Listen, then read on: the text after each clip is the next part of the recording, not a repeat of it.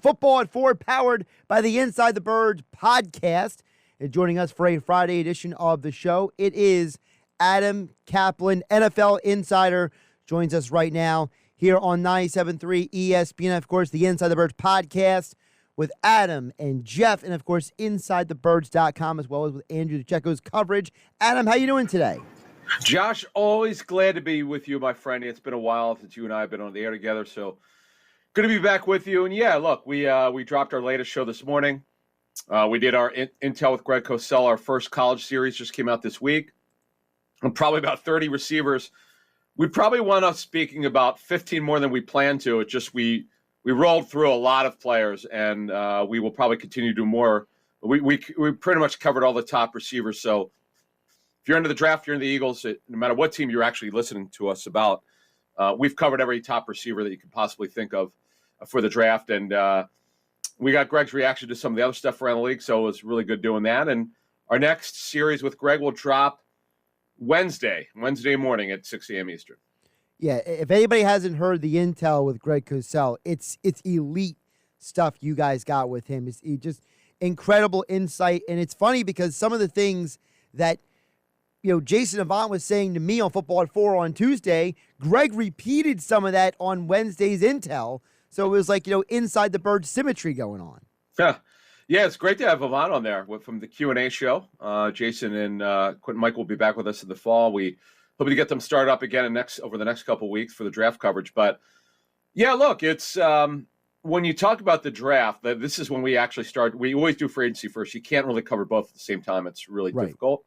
So the first week of free agency is behind us. We're in the second week. It's now slowing down as we expected. But when we talk about the Eagles, it's not gone quite like they thought it would.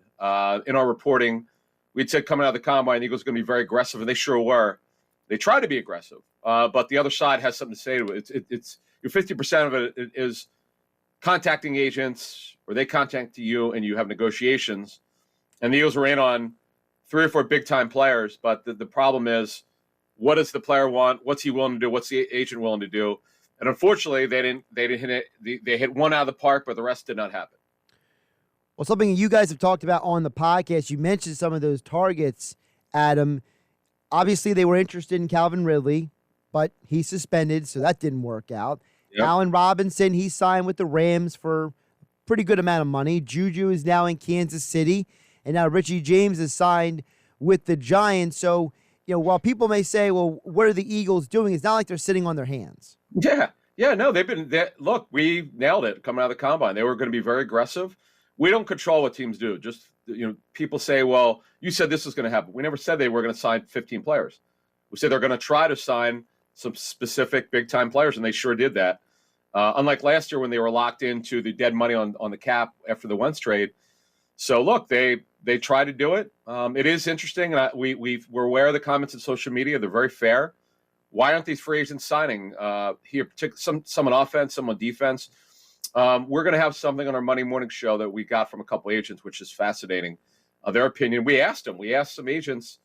We had heard right before free agency started that Allen Robinson, there were rumors, but they were not confirmed. So we went up checking with a couple sources to see if it's true, and it turned out to be. The Eagles were involved. He had his own reasons why he wasn't going to come to Philly, and they're obvious. We all could figure it out. To play with an elite quarterback, to have a chance to win a Super Bowl, obvious. But it's more than that, and we'll get into that on Monday morning show at 6 a.m. Eastern, which will be on YouTube and pod version. But it is interesting because remember, let's go back, Josh, to what Nick Sirianni said about Quez Watkins. He said he could be the best number 2 receiver he's ever worked with. And I thought it was kind of a strange comment considering Quez Watkins has never shown he could be a quality starting player. He's a good story of development. One of the young players that certainly started to develop. But if you define a number 2 NFL receiver, it's a guy that you believe is worth starting, worth playing a significant amount of snaps. And if you're in a passing offense, which the Eagles aren't anymore, it's crazy, but they're not. But if they were, you could catch 60 or 70 balls. Quez Watkins is not that guy. He's what we call a rotational deep threat. That's the way the teams look at him. I thought that he did a good job, Josh, playing in the slot when he was asked to do it as a sort of a vertical slot. But the fact of the matter is when you look at Quez Watkins and what he did. Look, it's a great story. 43 catches, 15 yards per catch. We knew this coming in. He was explosive. But there are people around the league question whether he's a starting receiver, and we knew he had maturity issues. So irrespective of that, what did Howie Roseman try to do? He tried to trade for Calvin Ridley. Jay Glazer reported it. If Jay reports it, it's true. They were this close, if you're watching us on YouTube, like literally within a couple hairs of getting him. They would have gotten him, by the way, if he did not bet on the NFL.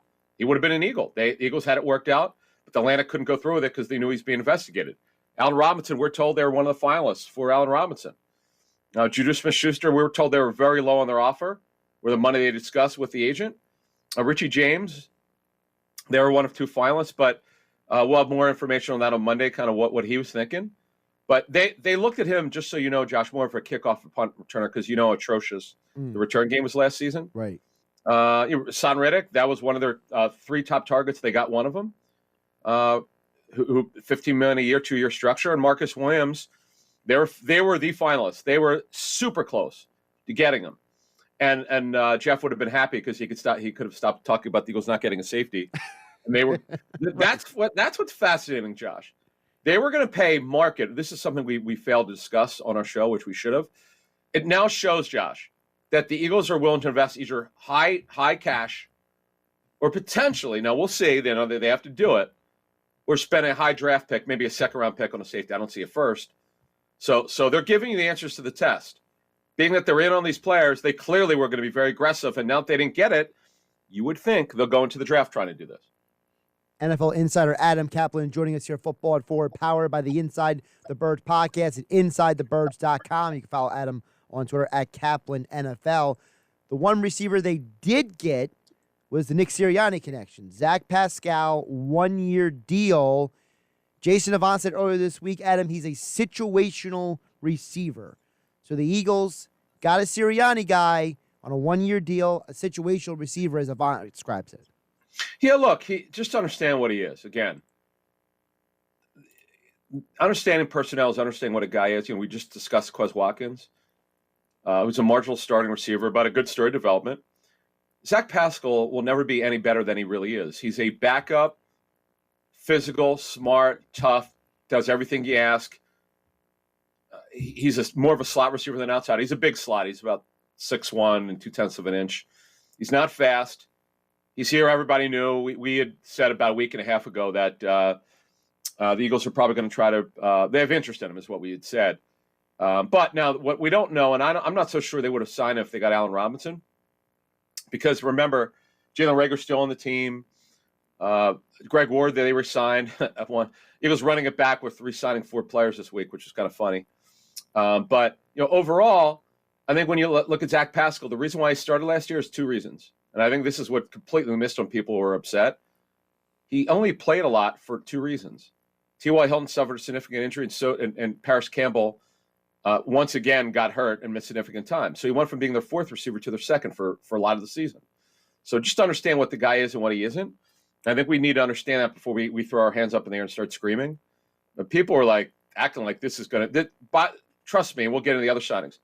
None of these signings impact the draft whatsoever. They're not going to solve anything. So it's depth, it's competition, but that's all it is. Folks, don't get up in arms. The Eagles have 3 first-round picks and 10 picks overall as we speak. And I think some people, Josh, just because they want free agency to be fantasy football, and that's not the way it works. Yeah, and listen, you don't want to be like the Jags and overspend to get 2 receivers like Christian Kirk and Zay Jones, because if the Eagles did that, Adam, we'd be ripping them right now. If the Eagles gave the Christian Kirk contract to Christian Kirk here, people would be up in arms. Yeah, and by the way, you have a right as an Eagles fan to be upset, be disappointed that as we reported, really within 24 hours after free agency started before most of the information got out. Here are their targets. Here's when they made offers to, and here's kind of where they're at. And yeah, they were 1 for 3. They're batted .333. That'd be good in baseball, but it's not good enough in the NFL. It doesn't absolve the Eagles for not getting these players, but again, you couldn't offer a better deal to Marcus Williams. They were not going to go over market, which is what they did with Byron Jones. Think about this now. For all the people who were disappointed they didn't get Byron Jones, he's been a disappointment for the Dolphins. He just restructured his contract. Darius Slay has been way better than he has been. So, look, we're not taking the Eagles' side here. We're trying to be objective about the whole situation. I've covered this business for 19 years. I know how I covered the 11 free agency for the Eagles, which was an absolute disaster. The dream team year. Yep. They spent stupid money, John Middleton money. They did a terrible job of evaluation, everyone concerned with it, and they failed. They didn't do that this time. The guys that they were in on, all of them would have been good decisions, that based on what we heard from league sources.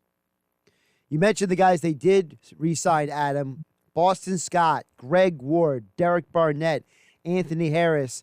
I know the average Eagle fan is happy about Boston Scott, but they're maybe kind of shrugging their shoulders or rolling their eyes about the other three. Yeah, I mean, look, Boston Scott, I guess I'm the leader of the fan club. I know there are a lot of fans who like him, but I guess he just didn't have enough interest around the league. He's been such a good fill-in starter or good backup running back. I understand running backs totally fungible. You can find them anywhere, but he probably has more value to the Eagles than he does anyone else. I get it. 1-year deal for him. He was looking, I think Jeff put it out at the Combine, that he was looking to find a better role elsewhere. And since he didn't, he came back. Okay. Greg Ward's back. No surprise there because the money's nothing. It was like 75% less than the RFA tender. So yeah, why not bring him back? But I would hope though, Josh, this is what I lamented before free agency started. I said, if he comes back, I really hope they use the guy because they failed this staff. Like they didn't, I understand he's not fast. That's not the point. The guy gets open. Now, did he have some drops? Yes. He should have been used way more than he was because, as you know, Josh, they were looking for somebody to actually get open last season. That was a problem. And Anthony Harris, look, he's a little bit younger than Rodney McLeod, and he's not coming off of the injury history that he has. Marcus Epps right now would be a starter. They really like him. He did a good job. A lot of teams that we spoke to last season who would play the Eagles and doing advanced work really said his tape stood out. But I do find it fascinating. They made a significant offer to Marcus Williams, so that gives you the answers to the test. They think that Anthony Harris is not the answer for the future past the season, and they're looking to upgrade. So I'm just going to be fascinated. Do they spend one of these first 4 picks in the first 2 rounds on a safety? You mentioned about them giving the answers to the test, Adam. The offseason is not done yet. We could still see them make some significant moves in the draft. For example, you, Adam, and Jeff have talked about on the podcast, there's a possibility they trade one of those first-round picks, possibly. So there's a lot of variables that could happen between now and, let's say, August. Yeah, and look, there's free agency. I know there's a report out of Miami about Devontae Parker, who'd be a really good signing for them in terms of what he's been an underachiever, but he's got talent. He's now 29 years old, which he turned in January. He's had an injury history, but he'd be an upgrade of anyone they would have who could be a starter as of now. And he's got size and he could run. But there's injury history you're concerned about. He's got 2 years left on his deal. The thing is, though, there are a lot of teams on it because free agency has been picked over at wide receiver. So he's not making a ton of money. He's got a very, very good contract to trade for it. And the Dolphins would be responsible for the dead money. So it's a very tradable contract. We'll see where that goes. But yeah, you're right. Look, they've got 3 first-round picks. They've got a lot of maneuverability to trade up if they want to get a corner or a receiver if they felt need be. Probably more of a pass rusher or a corner. I only know if there'd be a receiver you trade up for. Though I know they like Garrett Wilson and kid from Arkansas. The fact of the matter is they've got a lot of maneuverability, and they will solve a lot of issues in the draft. I know, though, that they would have liked to, like talking to the Panthers, just the Panthers were super aggressive in free agency, not on a lot of big end players, but they felt now they have so much flexibility. They don't have the Eagles draft capital, but they were a team that looked at free agency like the Eagles, but they went for volume in free agency rather than pressing on 2 or 3 big time players. Do we read anything into Derek Barnett getting a 2-year deal as compared to the other guys getting 1-year deals? I don't have the terms yet. I have the terms of most of these deals. I'd be shocked if it has a 2-year structure, which means that there would be enough guaranteed money in year 2 for them to have to keep him. That's not the way the Eagles do business. For the most part, that would be shocking to me, quite frankly, if they did more than a 1-year structure. But look, he's a depth rotational. He'll be in that rotation. Could he start opposite Josh Sweat? Yes. but they're going to do something at defensive end for the draft. It's too early to know. We usually find out. We put the Rager stuff 2 years ago, about 3 weeks before. We put it out like, I'm going to say, first week of April, that the guy the Eagles really like a lot is Jalen Rager. Right. We didn't know then they were going to definitely draft him. We just said this is one of their big. This is the first target we put out. We didn't know about. We just didn't understand Justin Jefferson that early, kind of where, because I know they were split on Jefferson. I know there were members of the coaching staff who are no longer with the Eagles, Josh, who did not like Justin Jefferson enough, which was, I'll say, a terrible mistake. Which is why you have to be careful of how much you listen to coaches. You certainly need to talk to them and get information from them. But what I've learned in this business is, Josh, coaches will love you if you get it right. They won't worry about if you didn't get their guy. And that's kind of the way the Eagles have to look at this. Adam, before I let you go, I want to ask you, this has been a crazy busy NFL offseason. You cover the entire league. Yep. Can you put a little context, in your time covering the league, how crazy, because, for someone like me, we're talking about it, or for the fan listening, they're hearing about it, but you're kind of in the middle of it. How crazy has it been? The quarterback situations are driving this. Obviously, they're just craziness of the Deshaun Watson situation, which the Eagles were very involved in, by the way. Don't let anyone tell you differently. They were involved definitely recently in terms of checking into it and so forth, but they were never given a chance because Watson wasn't going to come to Philly there are a variety of reasons. But the quarterback stuff has driven it. The craziness of the Tyreek Hill story, my reporting on this, I put it out on Sports Grid 2 days ago, and then Drew Rosenhaus kind of confirmed it a day later, more or less. What I had heard was with Hill, Josh, that they had a verbal agreement with Rosenhaus and Tyreek Hill, the Chiefs did, and then they backed out, which they're allowed to do. They didn't sign anything because the Devontae Adams deal got done, and that was for a different structure than Hill was getting and potentially more money. So. That the sweepstakes were done, and Jeff Mosher reported that the Eagles were not in on it at all, which would make sense because they have so many needs. I'm not saying they shouldn't have done it. I would have definitely checked into it. They're ready to take the next step. I mean, they definitely are. They need to take the next step. They need a major factor receiver, but it's how much are you willing to mortgage? You're willing to mortgage 5 draft picks. That's something you have to ask yourself at this point, because the receiver position, Josh. Receivers about 31 to 32 lose their legs, and Tyreek Hill now turns. Let's see, he turns what, 30? I think he's 29 now. Great player, by the way, and don't forget about the off the field history. He turns 29. He just turned 28. Next March he turns 29. So you got to figure you get 3 years out of him if he stays healthy. But it's not an easy call. But I do believe the Dolphins overpaid for a wide receiver. That's just he's not a quarterback. That's just too much. Yeah, 5 draft picks is just eye-popping. And not to get any picks back. Yeah, it's crazy. And by the way, good for the Chiefs. Now they got They got 5 picks in the top 100 here, so. Yeah, look, it's funny that Marquez Valdez-Scantling situation. What's interesting is the Packers made a push to re-sign him, and he spurned the Packers. He wanted to play with Mahomes. Good for him. It's been a wild NFL offseason. Of course, all the Eagles intel and more. Inside the Birds podcast, InsideTheBirds.com. Follow Adam on Twitter at Caplan NFL for all of your Eagles NFL updates.